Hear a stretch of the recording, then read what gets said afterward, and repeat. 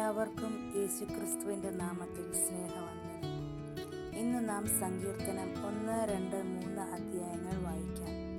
ദൈവവചനം നമ്മുടെ ഹൃദയങ്ങളെ അനുഗ്രഹിക്കട്ടെ. സങ്കീർത്തനം 1.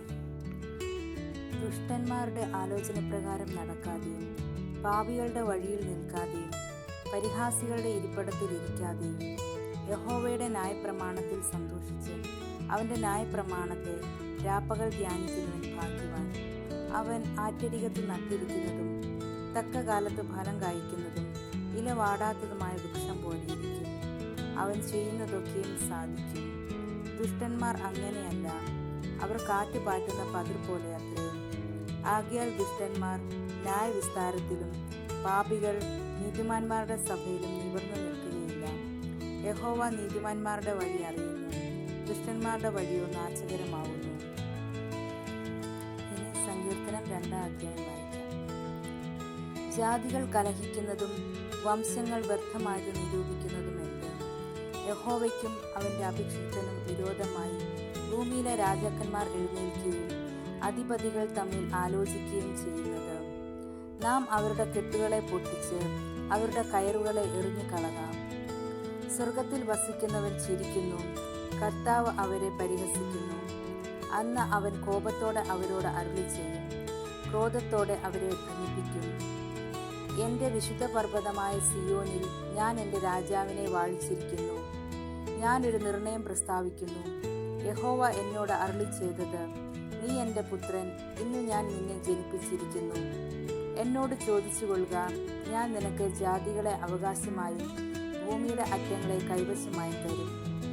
ഇരുമ്പുകോൽ കൊണ്ട് നീ അവരെ തകർക്കും, കുശവന്റെ പാത്രം പോലെ അവരെ ഉടയ്ക്കും. ആകയാൽ രാജാക്കന്മാരെ ബുദ്ധി പഠിപ്പീൻ, ഭൂമിയിലെ ന്യായാധിപന്മാരെ ഉപദേശം കൈക്കൊള്ളുവിൻ. ഭയത്തോടെ യഹോവയെ സേവിപ്പിൻ, വിറയലോടെ ഘോഷിച്ചുല്ലസിപ്പിൻ. അവൻ കോപിച്ചിട്ട് നിങ്ങൾ വഴിയിൽ വെച്ച് നശിക്കാതിരിപ്പാൻ പുത്രനെ ചുംബിപ്പിൻ.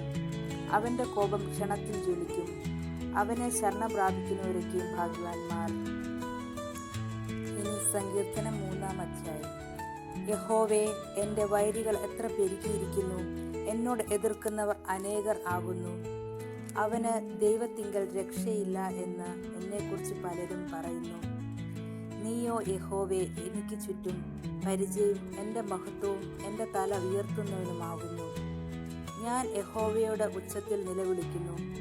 അവൻ തൻ്റെ വിശുദ്ധ പർവ്വതത്തിൽ നിന്ന് ഉത്തരമരുളുകയും ചെയ്യുന്നു. ഞാൻ കിടന്നുറങ്ങി, യഹോവ എന്നെ താങ്ങുകയാൽ ഉണർന്നുമിരിക്കുന്നു.